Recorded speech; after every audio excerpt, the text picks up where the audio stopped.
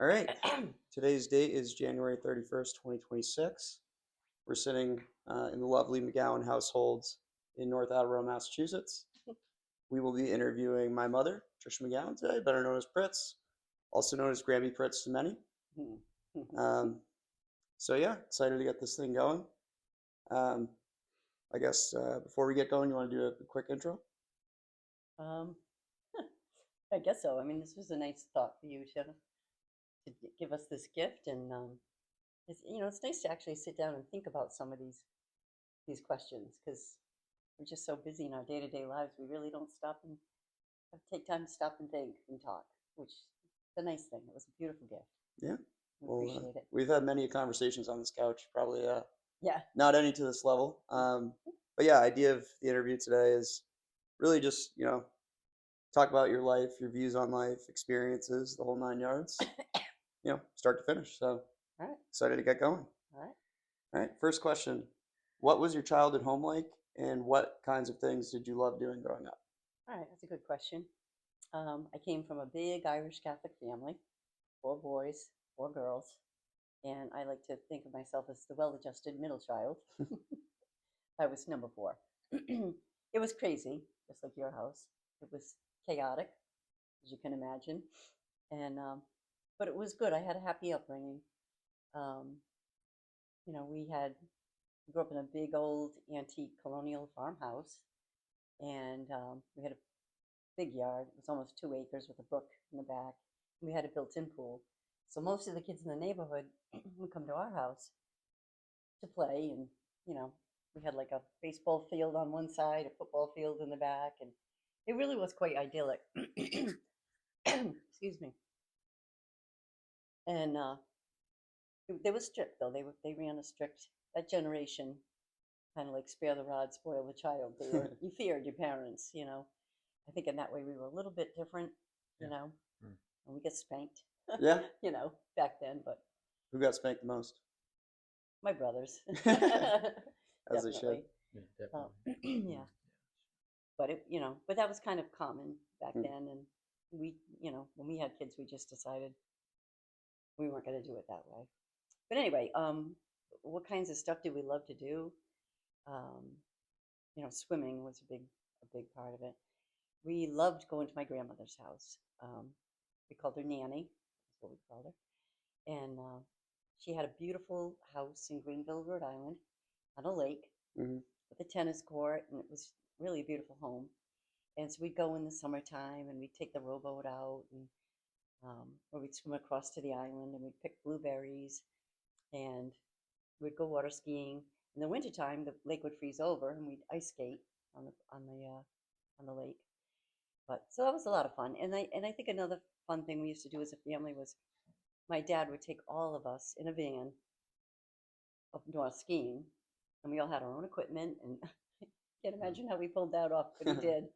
And we had a lot of laughs. I Yeah, think we didn't go often, but you know, it was nice. It was fun to just get out of the house and have yeah, a lot of fun together. yeah. You know. Okay, this isn't a question I had on here, but is there any like one core memory that's too funny not to share? Well, my dad had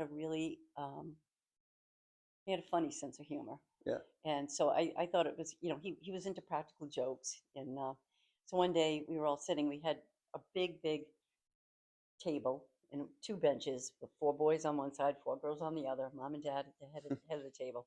And my dad came home from work and he had this beautiful one piece of chocolate cake. And he said, okay, put it down in the middle of the table. He said, for the first kid who finishes first gets to have the cake. And so, of course, you never saw kids eat so fast in my life. And my brother Mike, of course, finished first. And then we were so excited to get the chocolate cake, which was plastic. Wow, Yeah.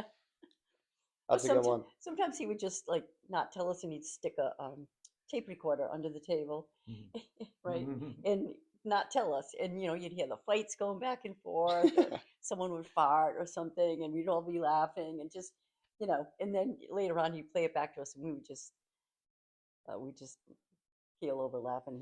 He was that was just him. Yeah, Anyway, but yeah, we did have a lot of fun. awesome. Mm. Okay, kind of moving on to the next one. Who did you look up to most growing up, or who influenced you the most? Good question.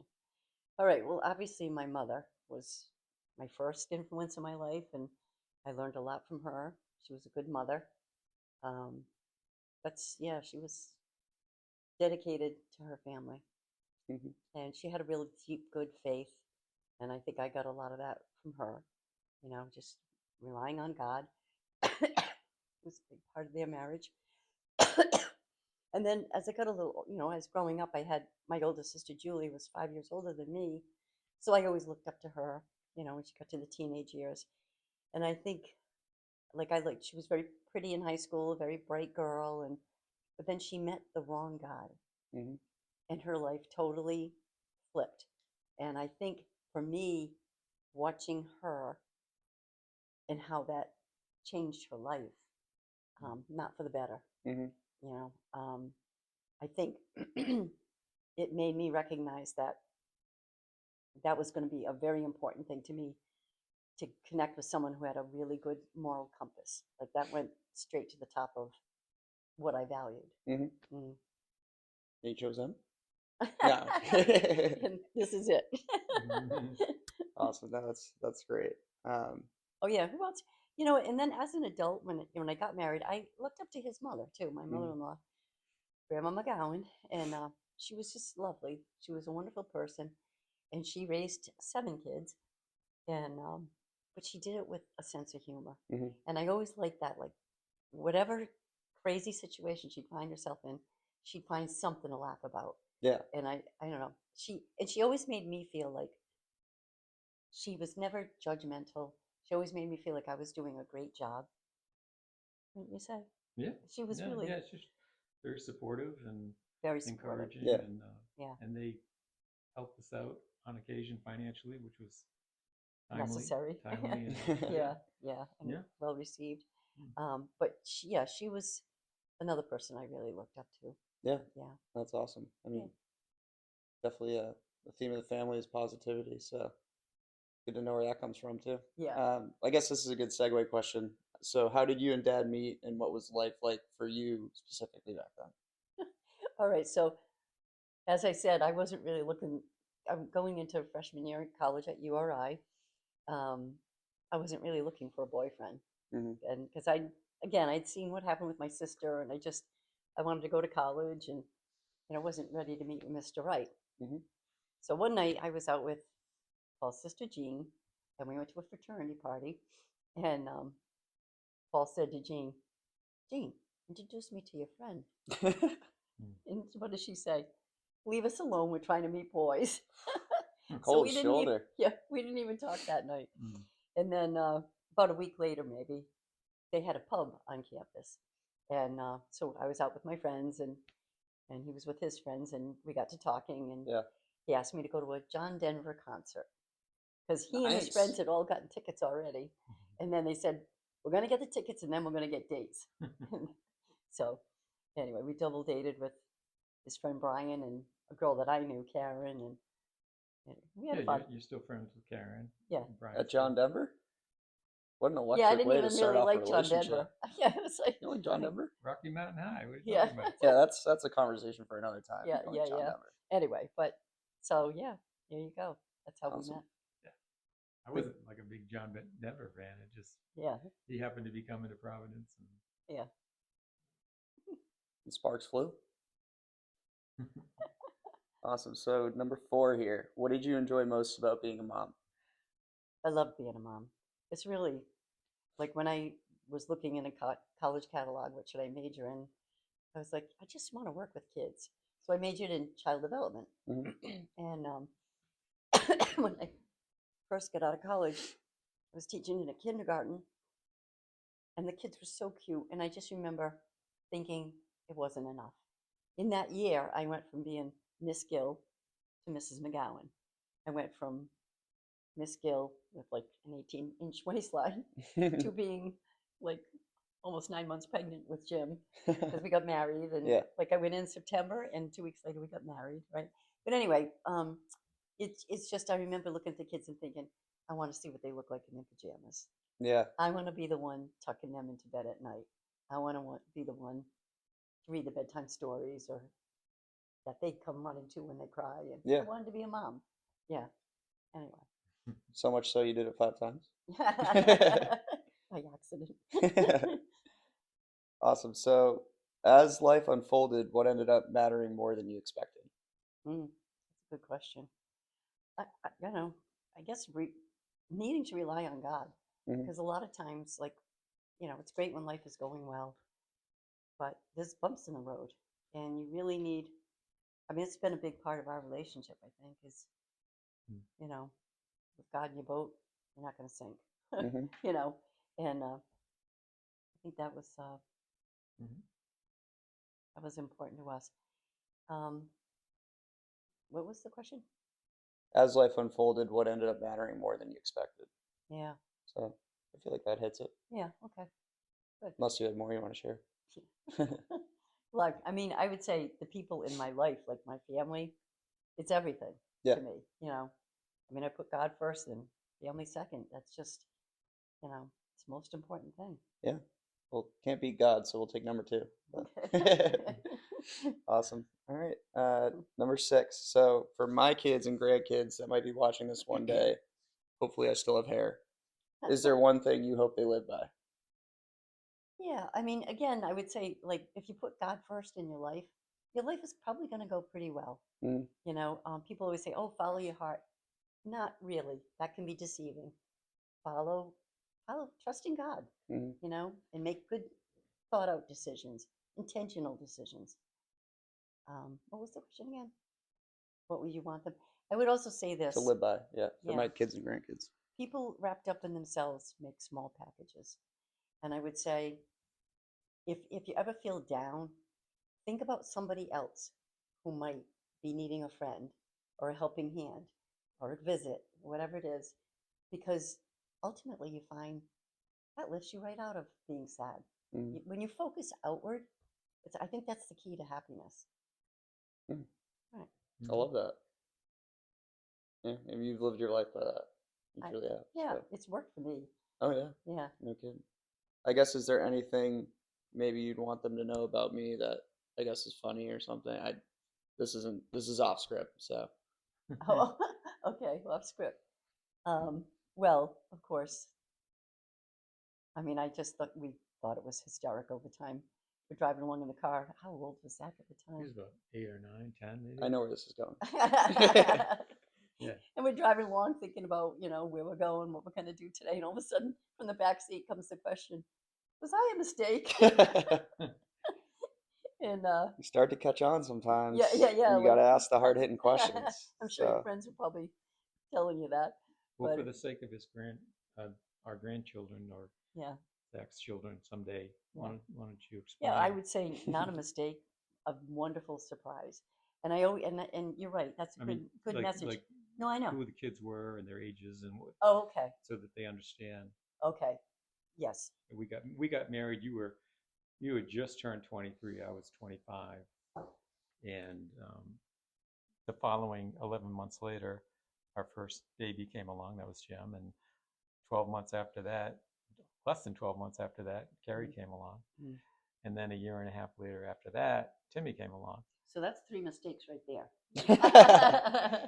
So those Just first, the 5th in a long line of them. so That's what we I had, have. yeah, so we had 3 children.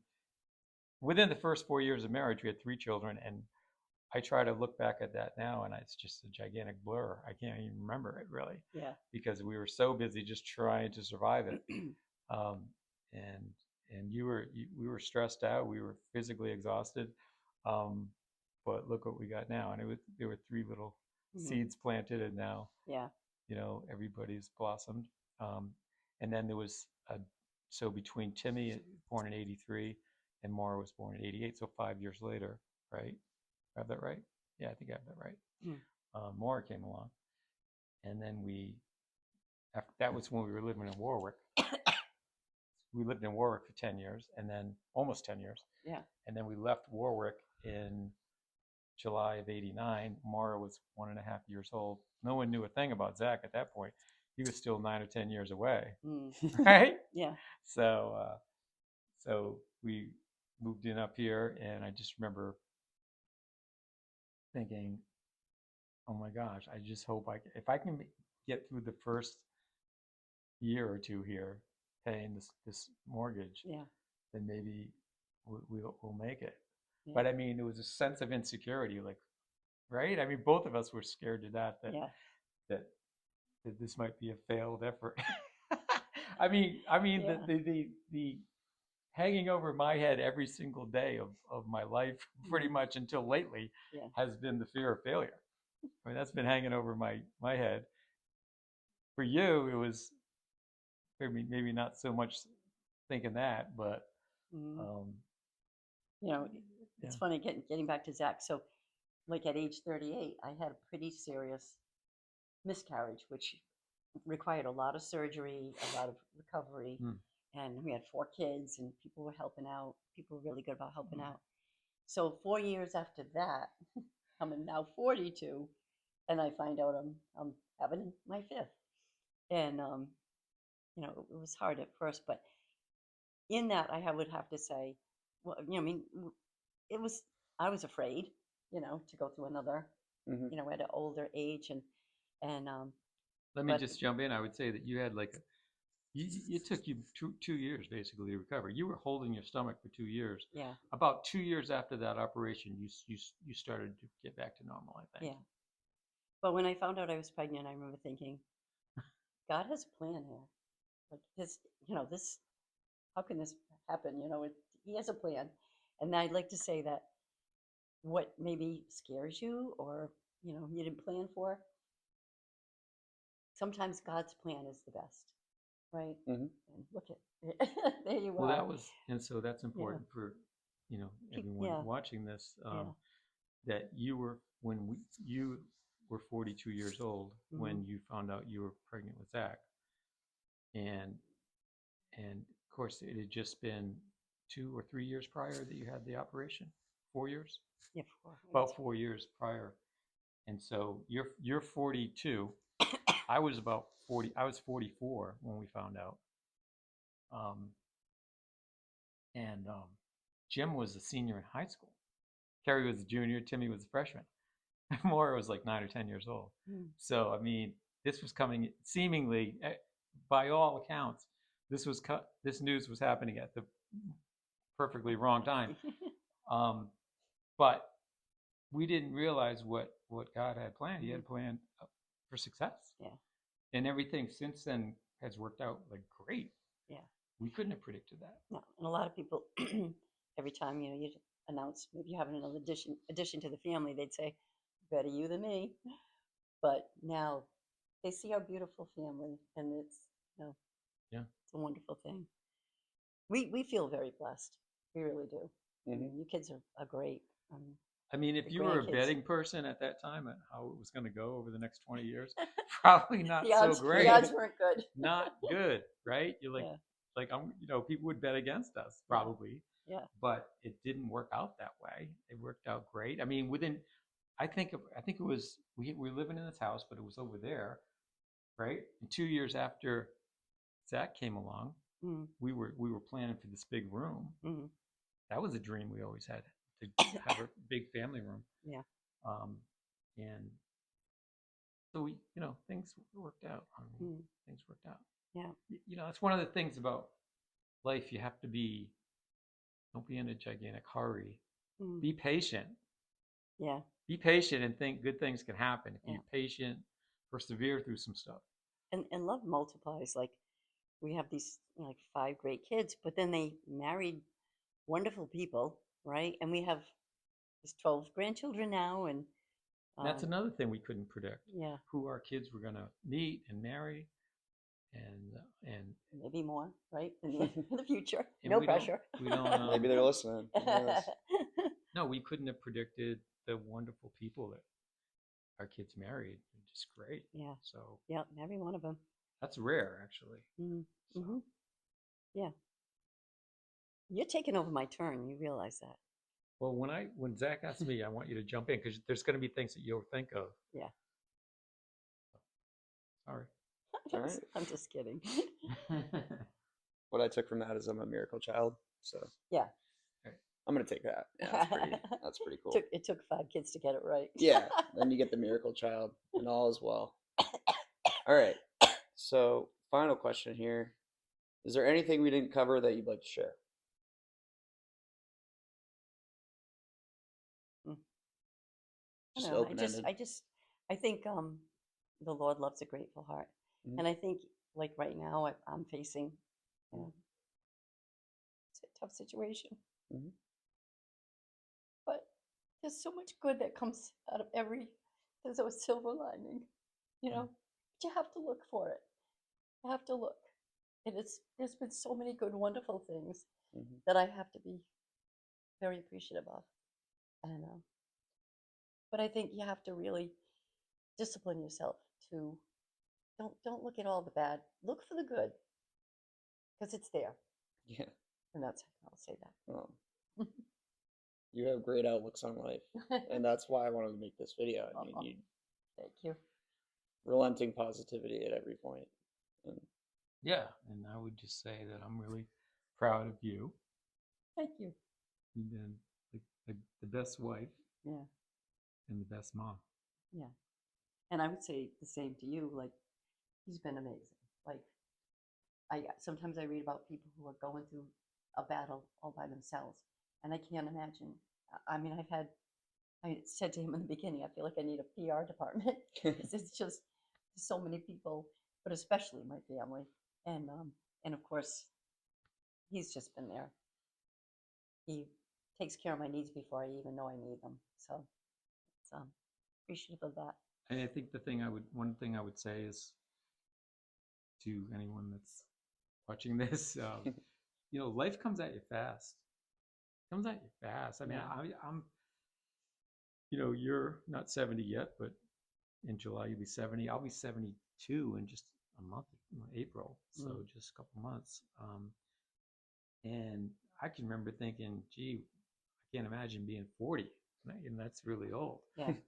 Where Zach probably thinks that now, but 27. That's what I was wondering. 30's old for but him. life does come at you fast, and along the way, you're going to have to make some decisions on how you want your life to be. Like, what are you living for?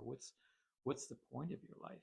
And I think somehow, even though we may have always said it back and forth to each other, I think we both realized that we wanted our lives to matter. Like, we wanted to have a family where you could create a legacy, and that your life would matter to future generations. Yeah. Yep. Generational wealth of a different kind. All right. Yeah. You want to talk purpose-driven life? You guys are the textbook example of that. Oh, thanks. Yeah. Well, if that you can say that, but I think, when we were, people grow and develop and change and improve, in time, Yeah, I that's remember, true. I remember thinking who I was when I was in my 20s. I was like, Yeah. I can tell you right now, I don't want to be that guy ever again. I'm much happier being this guy. Well, you're 70, so So I mean, you grow, you change, you develop, and along the way, you decide who you're going to be. Are you going to be that guy, or do you want to be this guy? And you make changes, and sometimes you have to. The people that you surround yourself with is really important. To be very careful about that. I would say to any young lady that might be watching this to be very careful who you date. It's very, very, very important that you be careful who you date, and just be selective. So maybe we'll talk more about that after. But yeah, you're coming up. Yeah. You're up next. You're on deck here. Here you go. Gotta save some for that one too. Well, I guess, Mom, do you have any closing remarks or anything we didn't get on the table there? Just first of all, I appreciate you taking the time to come down here. It's a very thoughtful gift. Of course. I mean, we never would have done this without you. Yeah. So appreciate that. No, I appreciate you guys, participating in it. It's something I want to capture. I want to capture your lives, experiences, thoughts on everything. So yeah. Thank you. Very appreciative that you're my parents. Yeah. Right. Well, I'll tell you what, it hasn't been always easy, right? No, it's been a lot of bumps and, you know, A but lot of parent-teacher conferences. yeah, yeah, yeah. Not naming any names, but we used to always say it's character building time, right? Remember that? We used to, Yeah, when we were being tested. yeah, it's character building time, and but you know what? That's how you get stronger. You know, Mhm. push through it. You know. Mhm. Sounds good. All right. All right. Well, we can wrap things up. Dave? Oh, that's the end. Yeah.